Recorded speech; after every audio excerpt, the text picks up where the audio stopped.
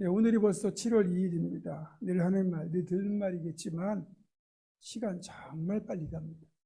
1년의 절반이 훌쩍 지나갔습니다. 그렇죠? 시작이 반이다라는 말 아시죠?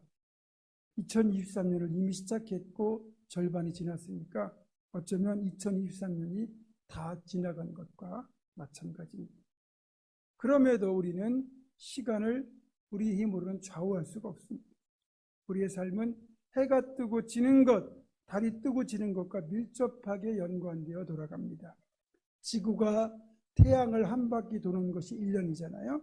달이 지구를 한 바퀴 도는 것이 한 달입니다. 그리고 지구가 자전을 하는 것이 24시간 하루죠. 그렇게 우리는 이 물리적인 시간을 따라 하루 또 하루를 살아갑니다.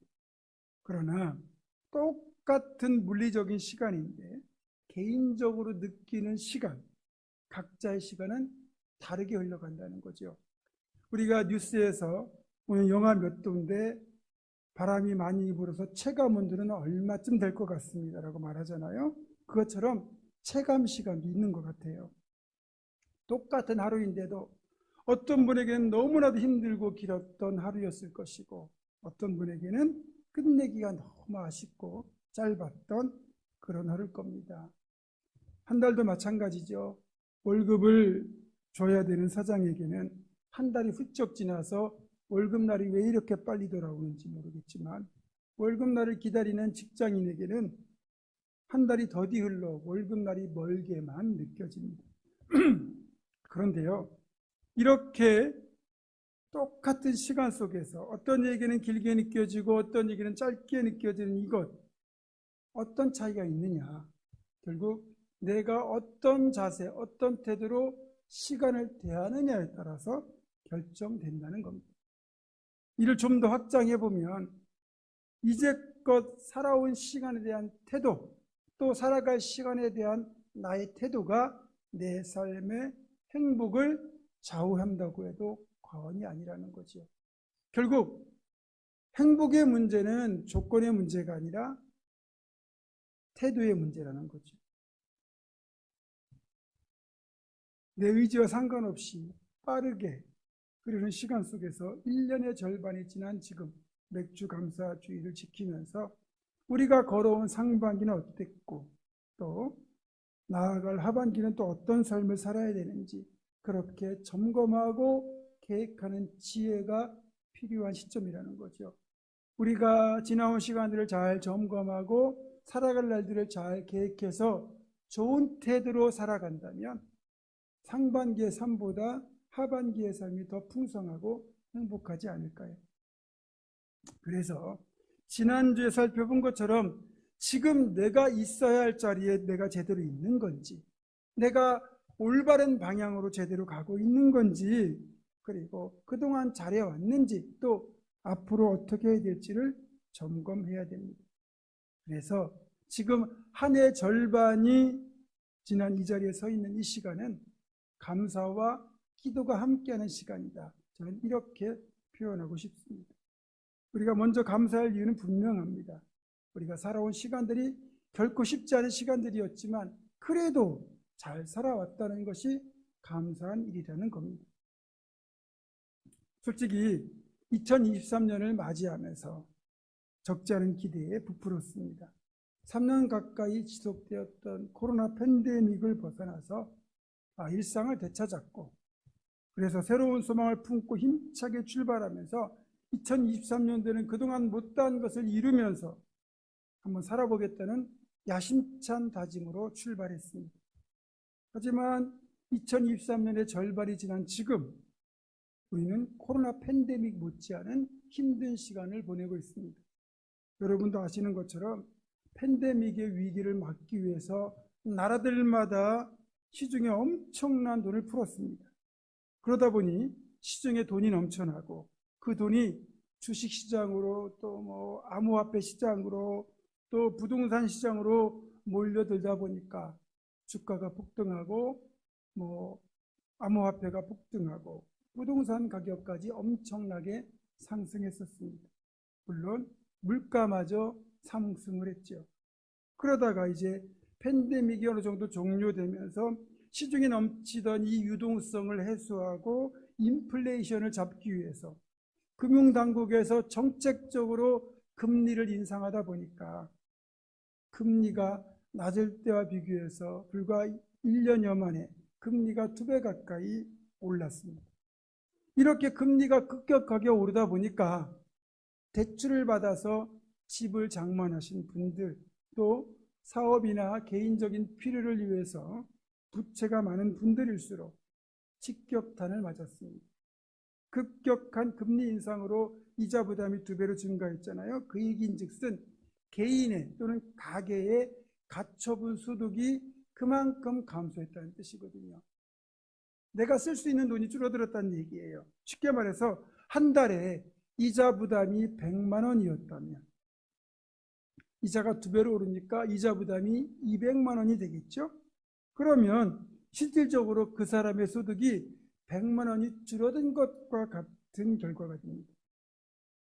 그 줄어든 100만 원 때문에 100만 원의 소비를 줄이게 되고 결국 그것은 자영업자들의 경영 악화로 이어지고 그렇게 계속 경기가 악화되는 악순환이 이어지고 있습니다. 문제는 당분간 이 추세가 바뀌지 않을 것 같다는 거죠. 그만큼 하반기도 빠듯한 살림살이가 예상된다는 말입니다. 또 사건과 사고는 얼마나 많았습니까? 우리는 날마다 사고 소식을 듣고 끔찍한 사건들을 대합니다. 최근에는 또 출산을 했는데 출생신고를 하지 않은 그런 가정들을 추적해 보다 보니까 영아를 그렇게 살해해서 냉장고에 넣어놓거나 유기해버린 일들을 우리가 보지 않습니까? 매일 안전하게 귀가하고 잘 먹고 잘 살고 또 잘 자고 새롭게 한 날을 시작한다는 게 얼마나 놀라운 은총인지를 새삼 느낍니다. 자, 여러분, 그런데 삶이 여러분 마음대로 됩니까? 여러분 건강이 여러분 생각대로 됩니까? 인생이 여러분 계획한 대로 술술 풀립니까? 삶도 내 마음대로 되지 않고 건강도 내 마음대로 되지 않고 내 계획대로 일이 풀리는 일이 별로 없습니다. 그럼에도 이렇게 치열하게 돌아가고 사건과 사고가 많고 내 인생이 내 계획대로 풀리지 않는 이 상황 속에서도 그래도 지금 우리가 건강한 모습으로 이 자리에 앉아 있다는 건 기적 중에 기적인 겁니다. 하나님께서 우리와 동행하시고 우리를 지켜주시고 우리를 여기까지 인도하셨기 때문에 우리가 건강하게 지금 이 자리에 있을 수 있는 겁니다. 여기까지 오는 동안 에베네셀로 인도하신 하나님의 은혜를 그래서 우리는 먼저 감사해야 되는 겁니다. 그리고 지금 한 해 중간 지점에 서 있는 우리는 아직도 가야 할 길이 많잖아요. 그렇기 때문에 여기까지 잘 왔다 해도 또 잘 가야 되기 때문에 하나님의 동일한 동행하심과 보호하심, 인도하심의 손길이 필요한 시점입니다. 그래서 이 시점은 이제껏 살아온 것에 대한 감사와 함께 또 살아갈 날들에 대한 하나님의 도우심을 구하는 기도가 함께 드려져야 하는 시점인 겁니다. 놀라운 비밀은 하나님의 도우심을 구하는 기도를 감사로 드리게 되면 이 감사함으로 간구하는 성도들의 그 간구를 하나님 미리 드린 간구로 감사로 하나님 받아주시고 미리 드린 감사가 현실에서 성취될 수 있도록 하나님이 이끌어 주신다는 거예요. 이 비밀을 빌립보서 4장 6절과 7절은 이렇게 말씀합니다. 아무것도 염려하지 말고 다만 모든 일의 기도와 간구로 너희 구할 것을 감사함으로 하나님께 아뢰라. 그리하면 모든 지각에 뛰어난 하나님의 평강이 그리스도 예수 안에서 너희 마음과 생각을 지키시리라. 아멘. 이 말씀을 좀 더 자세하게 설명하겠습니다. 성경 구절 띄워줘 보세요. 자, 일단 하나님은 우리에게 아무것도 염려하지 말랍니다. 살아갈 날들에 대한 염려를 하지 말라는 거예요. 그러니까 염려되는 일이 없게 하겠다는 뜻이 아닙니다. 우리가 가진 모든 염려를 기도와 간구로 하나님께 맡기되 감사함으로 맡기라는 겁니다. 그렇게 하면 우리의 모든 필요와 간구를 아시는 하나님께서 우리 삶을 책임지시고 염려를 해결해 주시겠다는 동행과 보호와 인도의 약속이 이 말씀에 들어있는 겁니다.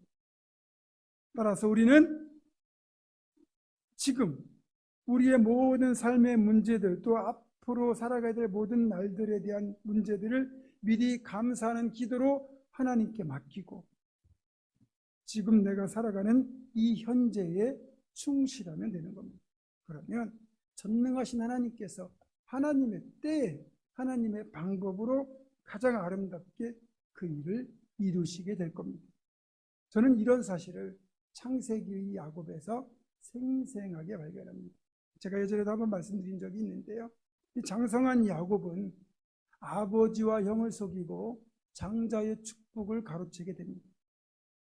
하지만 이 사실이 들통이 나게 되면서 분노한 형 에서가 야곱을 죽이려고 했고 자칫 형제 간에 칼부림이 날 것을 염려한 이삭과 리브가는 상의한 끝에 야곱을 이곳에서 800km 정도 떨어진 하란 땅, 리브가의 친정이 있는 야곱의 외삼촌 집 라반의 집으로 야곱을 보내기로 결정을 합니다. 그래서 야곱은 자신의 인생의 계획에 전혀 없던 먼 길을 떠나게 되죠. 그렇게 떠나게 된 이천리길, 아침 일찍부터 길을 떠나 해가 질 무렵 도착한 허벌판 그 베델이라고 하는 곳에서 적당한 돌덩어리 하나 찾아서 그것을 베개 삼아 이제 잠을 청했습니다.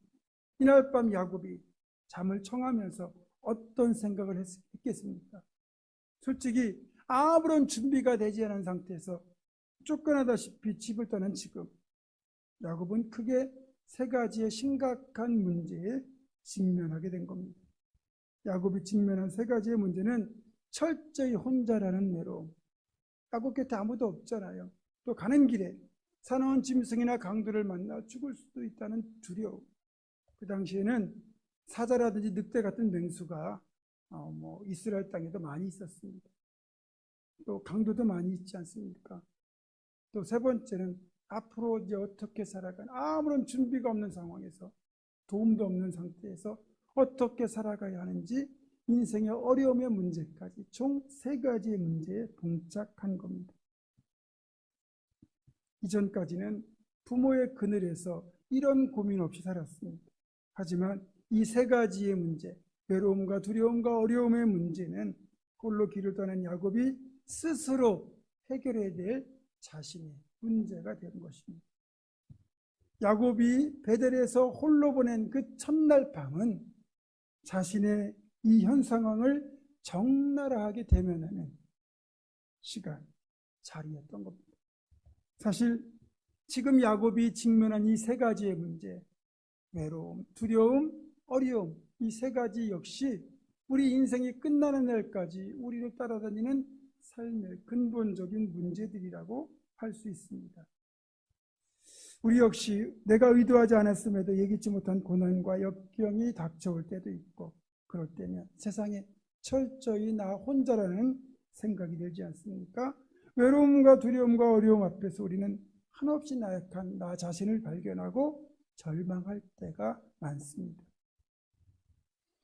그런데 야곱에게 놀라운 일이 일어납니다. 이제 도라나를 베개로 삼고 어렵사리 잠이 들었는데 야곱의 꿈에 너무도 생생한 환상이 보인 겁니다.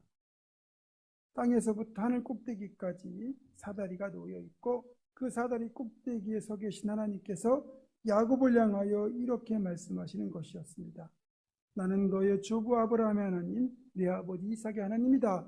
내가 너와 함께 있어. 네가 어디로 가든지 너를 지키며 너를 이끌어 반드시 이 땅으로 돌아오게 할 것이다. 나는 내가 네게 허락한 것을 다 이루기까지 결코 너를 떠나지 아니하리라. 여기에서 먼저 짚고 넘어갈 한 가지 사실은 야곱이 하나님을 먼저 찾은 게 아닙니다. 하나님이 야곱을 먼저 찾아오셨다는 사실입니다. 그리고 언제 찾아오셨습니까? 야곱이 가장 외롭고 가장 두렵고 앞날이 막막했던 그때 하나님이 야곱을 찾아오셨다는 거예요. 그리고는 그 자리에서 외로움과 두려움과 어려움을 겪는 야곱에게 세 가지의 특별한 약속을 해주셨습니다. 첫째가 동행의 약속입니다. 하나님이 말씀하셨죠. 내가 너와 함께 있어. 즉 외로움을 해결해 주시겠다는 약속입니다. 지금 야곱 곁에는 아무도 없습니다. 자신을 아껴주던 어머니도 없고 든든한 아버지도 없고 심지어는 자기를 죽이려고 하는 형조차 없습니다. 철저히 혼자입니다. 그런데 야곱은 자기가 혼자인 줄 알았는데 혼자가 아니었던 겁니다. 하나님이 그 자리에 함께하고 계셨죠. 여러분, 놀라운 건 함께하는 이 동행은 언제 가능한지 아십니까? 사랑할 때 가능합니다. 사랑하면요, 아무리 먼 거리도 문제가 없고 지루한 시간도 즐겁게 느껴집니다. 야곱은 몰랐지만 이미 하나님은 야곱을 사랑하고 계셨고 그래서 그곳에 야곱과 함께 계셨던 거예요. 하나님은 우리가 아프고 힘들 때 나를 멀리 하시는 분이 아니고 내 곁에 계시는 분입니다. 여러분, 어떤 상황에서도요, 여러분은 절대 혼자가 아닙니다.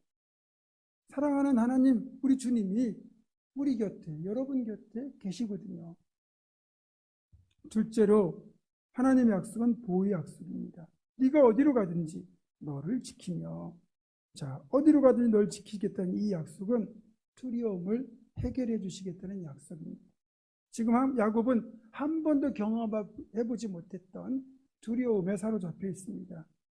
자신의 형 에서가 자신을 죽이려고 쫓아올지도 모른다는 두려움, 또 혼자 떠난 길에서 강도를 만날 수도 있다는 두려움, 사나운 맹수의 공격을 받을 수도 있다는 두려움, 총체적인 두려움, 사방이 두려움 자체입니다. 이런 두려움 속에서 야곱은 자신을 지키시는, 보호하시는 하나님을 만나게 된 것입니다. 그 하나님의 보호하심의 약속을 다윗은 이렇게 고백하지요. 시편 23편 4절입니다. 내가 사망의 음침한 골짜기를 다닐지라도 해를 두려워하지 않을 것은 주께서 나와 함께 하심이라. 주의 지팡이와 막대기가 나를 안전하게 지키시나이다. 아멘. 여러분, 동행의 약속은 사랑할 때 가능하다고 그랬죠. 보호의 약속은 언제 가능합니까? 힘이 있을 때 가능합니다. 사랑하면 함께 해줄 수는 있지만 힘이 없으면 지켜줄 수가 없어요. 내 힘이 부족하고 내가 능력이 없으면 아무리 사랑하고 그래서 지켜주고 싶어도 우리는 어쩔 수 없는 한계에 맞닥뜨립니다. 하지만 고맙게도 우리 하나님은 전능하신 분이시고 사망의 음침한 골짜기에서도 우리를 안전하게 지켜주실 수 있는 그런 분이십니다. 따라서 사랑하는 성도 여러분, 여러분의 삶에 두려움이 존재하고 있다면, 여러분을 주눅들게 만드는 무서운 일이 있다 할지라도 절대로 두려워할 필요가 없습니다. 하나님이 여러분을, 전능하신 하나님이 여러분을 지켜주실 것이기 때문입니다. 2024년 하반기에도 하나님께서 여러분과 함께 하시며 여러분을 반드시 지켜줄 것을 믿으시기를 주님의 이름으로 축원합니다. 세 번째는 인도의 약속입니다. 내가 너를 이끌어 반드시 땅으로 돌아오게 할지라. 이 약속이 어떤 뜻이겠습니까? 지금 막막한 상황 아니겠습니까? 앞으로 어떻게 인생을 살아가야 될지 전혀 알지 못하는, 그래서 인생을 헤쳐나가는 것에 대한 어려움을 가지고 있던 야곱에게 하나님이 이 어려움, 인생의 앞날의 문제까지도 이끌어서 해결해 주시겠다는 인도의 약속이죠. 사실 야곱은 굉장히 교활한 친구입니다. 잔머리가 기가 막힌 사람이에요. 그래서 야곱이 아무리 똑똑하고 지혜롭다고는 하지만 세상에는 야곱보다 똑똑하고 지혜로운 사람들이 얼마나 많은지 모릅니다. 뛰는 놈 위에 나는 놈 있다고 그러죠. 당장 그의 외삼촌 라반만 해도요, 얼마나 교활한지 자기 집으로 그렇게 피나는 이 조카 야곱을 탈탈 털어먹거든요. 이렇게 세속적인 지혜로 남을 속이고 등쳐먹는 일들이 비일비재한 이 험한 세상에서 여러분, 내 지혜로, 나의 지혜로 성공적인 삶을 산다는 게 얼마나 어려운 일인지 아십니까? 그래서 우리에게는 반드시 지혜로운 인도자가 필요합니다. 인도는 누가 하는 겁니까? 나보다 똑똑한 사람이 하는 거예요. 그 사람이 인도자의 자격이 있는 거예요. 나보다 길도 모르고 나보다 알지도 못하는 게 훨씬 많은데 어떻게 그 사람이 리더가 되고 인도자가 되겠습니까? 적어도 나보다 더 잘 알고 더 뛰어난 사람이라야 인도자의 자격이 있는 거죠. 감사하게도 지혜의 근본이신 하나님의 그 놀라운 지혜로 우리를 이끌어 주시면 우리는 어디로 가야 될지 어떻게 될지 잘 모르지만 그분이 알려주신 데 따라가다 보면 인생의 어려움은 다 해결되게 되어 있습니다. 우리가 누군가를 믿고 따를 마음이 언제 생깁니까? 그 사람이 나를 사랑해주고 나보다 강하고 나보다 지혜로울 때 그런 마음이 들지 않습니까? 하나님이 바로 그런 분이세요. 하나님은 그 누구보다 여러분을 사랑하시고 하나님은 전능하시고 지혜로우신 분이시며 하나님은 우리의 앞날을 미리 하시고 가장 좋은 것을 우리를 위하여 예비하시는 분이십니다. 그 하나님이 야곱과 동일하게 우리와 함께 하시고 우리를 지켜주시며 우리의 앞길 발걸음을 인도하신다고 분명히 약속하셨습니다. 이런 하나님의 선하신 약속을 믿음으로 신뢰할 때 비로소 우리는 인생의 앞날에 대한 모든 걱정을 다 내려놓고 하나님 주시는 진정한 평안을 누릴 수 있는 것입니다. 자, 그러면 여러분, 하나님께서 진짜 야곱과 동행하시고 야곱을 지켜주시고 야곱을 선한 길로 이끄셨는지 그 결과를 봐야 이 사실을 믿을 것 아니겠습니까? 자, 이날 이후에 야곱의 삶이 어떻게 바뀌었습니까? 그는 하란까지 무사히 도착해서 그곳에서 20년을 지내며 가정을 이루고 12명의 아들을 둔 가장이 되었습니다. 하나님이 그와 함께 하셔서 외로움도 덜어주셨지만 첫 번째 약속인 이 외로움을 인간적으로도 해결해 주셨습니다. 또 출발 장소인 브엘세바에서 출발해서 열흘 넘게 걸리는 이 하란까지 가는 길, 또 20년에 걸친 하란에서의 삶, 또 심지어는 하란을 떠나서 다시 가나안 땅에 돌아오기까지 아무도 야곱을 해하지 못했고 그의 가족을 해하지 못했습니다. 하나님이 지켜주셨거든요. 그래서 하나님이 보호하셔서 이 두려움도 해결이 되었습니다. 마지막으로 야곱이 하란으로 떠날 때는 철저히 빈손이었지만 돌아올 때는 엄청난 재물을 소유한 갑부가 되어 있었습니다. 하나님께서 그에게 재물 얻을 능력, 지혜를 주셨거든요. 하나님이 이끄셔서 어려움의 문제까지 다 해결되었습니다. 저는 가끔 이런 생각을 할 때가 있습니다. 어쩌면 우리 일생은 평생 빚을 갚다가 끝나는 인생일 수도 있겠다라는 생각입니다.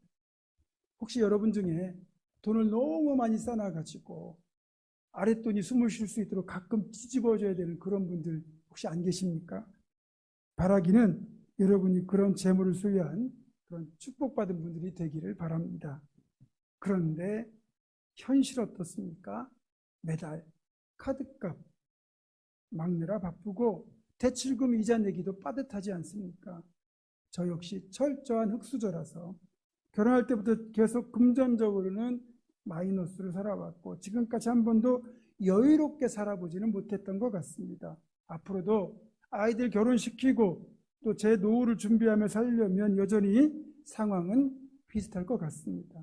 그럼에도 돌아보면 저는 진짜 행복하게 잘 살아왔습니다. 한 번도 먹을 것이 없어 굶은 적 없고요.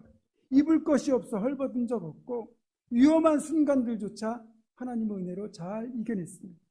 물론 내 힘으로 산 것 아니고 내 지혜 내 능력이 아니라 하나님이 나와 함께 하시고 나를 이끌어 주셨고 나를 지켜주셨기에 여기까지 올 수 있었음을 분명히 저는 알고 있습니다. 이 고백은 여러분도 동일할 겁니다. 우리가 살아온 시간들이 녹록지 않았지만 그래도 여러분 잘 살아왔잖아요.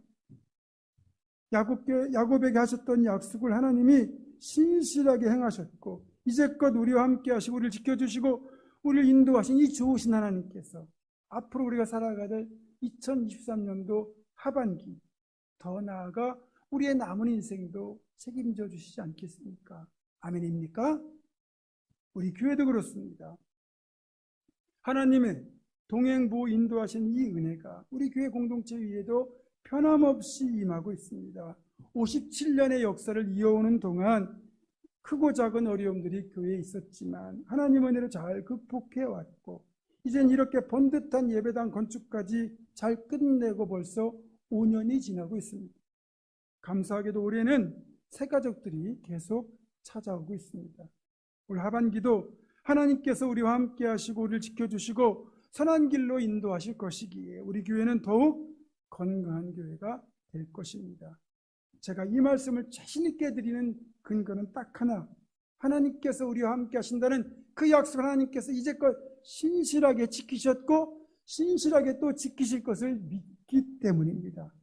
이 신실하신 하나님의 약속을 붙들고 감사와 기도가 늘 함께하는 우리 모두가 될 수 있기를 주님의 이름으로 축원합니다. 기도하겠습니다. 신실하신 하나님, 야곱에게 동행, 보호, 인도 약속을 해주시고 신실하게 지키셨던 것처럼 2023년도 하반기를 시작한 우리의 삶에도 늘 함께 하시고 우리를 지켜주시고 인도하여 주시옵소서. 예수 그리스도의 이름으로 기도드립니다. 아멘.